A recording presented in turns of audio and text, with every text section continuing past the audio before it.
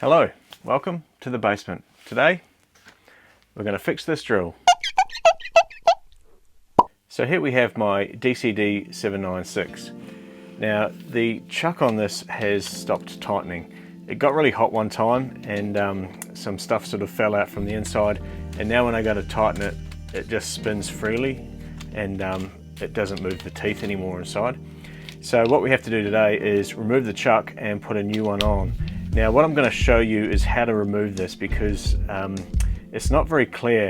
A lot of drills, they have a screw on the inside, but this drill, it doesn't have any screw in there, it just has a pin. So it's not very clear how we actually remove this chuck. Now I have seen some people tighten something into the teeth and then just wrench on it with the drill and a vise, but that can damage your gearbox of the drill. So I'm going to show you a method how we're supposed to get this off the factory way and replace it with a new one safely. Let me just take a second to introduce the sponsor for today's video, PCBWay. They do 3D printing, CNC machining, sheet metal fabrication, injection molding, and of course a range of different PCBs from surface mount, through hole mount, whatever you need. They have a range of projects you can pick from their project library, or you can just have them develop your own custom PCB. For all your PCB needs, check out PCBWay, kind sponsor of today's video. So before we get started, you're going to need, of course, the replacement chuck and a T10 Torx driver to pull the drill apart. And we're going to need some other tools, but I'll show you them as we get to them. The chuck I've ordered, it is part number N196034. So if you need a chuck, that's the part number you need to quote to whatever supply store or part store you're getting it from. So let's get started pulling it apart. Now you have to, on this clutch ring, there's a little indent. So you need to line it up with where these Torx screws are, so that the screwdriver gets the right angle in there and doesn't get pushed too far to the side. So I'll take them out now and I'll show you what we do next. Right, so let's take the rest of these screws out in the body. Okay, so you should have removed 9 screws from the side of the drill, and of course we've removed 4 from the gearbox housing as well. Now it won't split apart just yet, because on the back of the drill is a sticker which is going across the join, and there's also one on the foot of the drill down here, which is the sticker near the light switch. So what we're going to try and do is peel them off carefully. So I've just got a Stanley knife here, and I'll try and get under that sticker and just peel it carefully off. Alright, so that sticker tore a little bit. They often do tear, these stickers. Sometimes I'm just tempted just to make a cut down the middle there. Okay, so that one peeled a bit easier. Now the drill should come apart. And there we have it. There's a fair bit of dust in here, you can probably see that. So while you're in here, it's a good idea to clean everything up. I'll fire up the compressor and give it a blowout soon. But first of all, we want to remove the gearbox here. So we have our speed switch, and that should come out with the unit. Here we go. So we don't need this part anymore, and the other housing, we can put that aside. Now this is what we're going to be dealing with in order to remove our chuck. Okay, I've got an old rag, it's a bit greasy and oily in here. You're going to need to get a Phillips head number 2 driver, and we're now going to take the screws holding the gearbox to the clutch mechanism. And that's 6 screws that hold the gearbox in. We'll try and keep these in the one spot. And our goal is to lift this entire gearbox assembly out in one unit.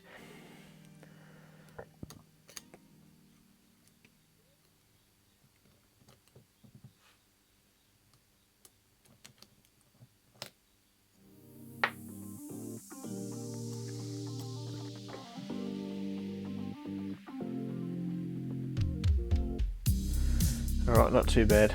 We managed to get it out mostly in one piece. Right, so what you should be left with is the chuck spinning on a shaft. So you can see the shaft there. Now that's what we want to clamp onto, while we reef on the chuck to unscrew it off this shaft. So it's screwed on there really tightly, and that's the reason why a lot of people just rely on the reduction of the gearbox to provide enough torque to unscrew it, but that can really damage your gearbox. You really have to reef on it really hard. So what we'll do is set up something in the vise to clamp onto the shaft, and then we will unscrew it. So just before we chuck it in the vise, all of these pins and things are just sitting in there with gravity, so I've just knocked them out. We can put them back in again at the end, otherwise they'll fall out while we have this upside down in the vise. Okay, so if you talk to DeWalt when you're getting your chuck, they'll advise you that you need a special tool to be able to change it around. You don't actually need that, you just need a decent sized shifting spanner. And what we're going to do is hold the shifting spanner in the vise, and the shifting spanner will hold the shaft of the drill. So the reason they advise you need a special tool is you can't just stick that in the vise, because the shroud of this gearbox housing thing is in the way of getting into the vise. So all we need to do is hold it with this, tighten that up,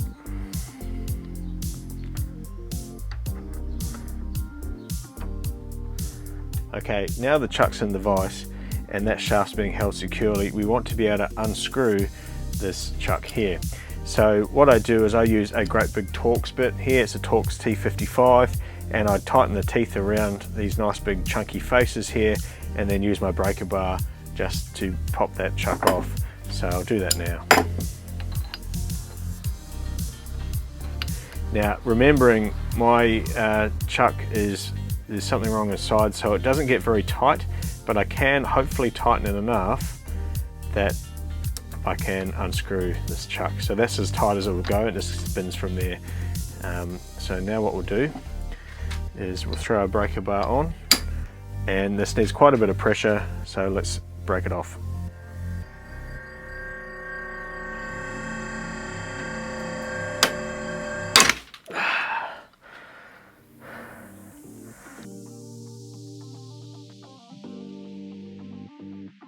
Right, so there we go, unscrewing the chuck. It's a bit nerve-wracking the first time you do it. It feels like you've broken something, but it just needs that much torque to get it off. So there we have the old one that was something broken, and the new one. They do look slightly different, but hopefully the thread's the same and they should just fit on. So what we're going to do is the reverse. We'll tighten it around our Torx T55 and just tighten it as tight as we can get it.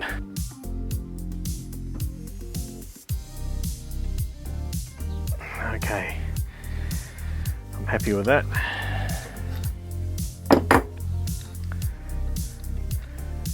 Done.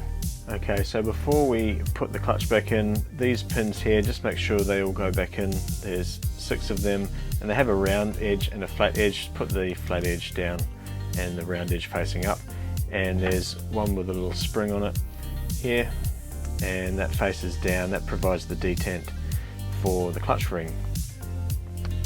Okay, that took a bit of doing, but if you're just methodical and careful, you can get it back together. It is probably the hardest part of this whole operation, though, is getting that gearbox back into this housing. But we're all good to go. I'm going to put this back into the 2 halves of the drill, and we'll fire it up and test it works.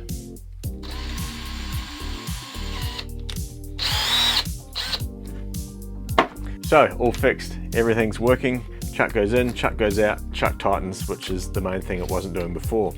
Now I don't know why DeWalt used this type of chuck where you can't just use an Allen key to undo it from the inside, why you have to dismantle the whole thing, hold onto that shaft, and then use a lot of torque to unwind it off the thread.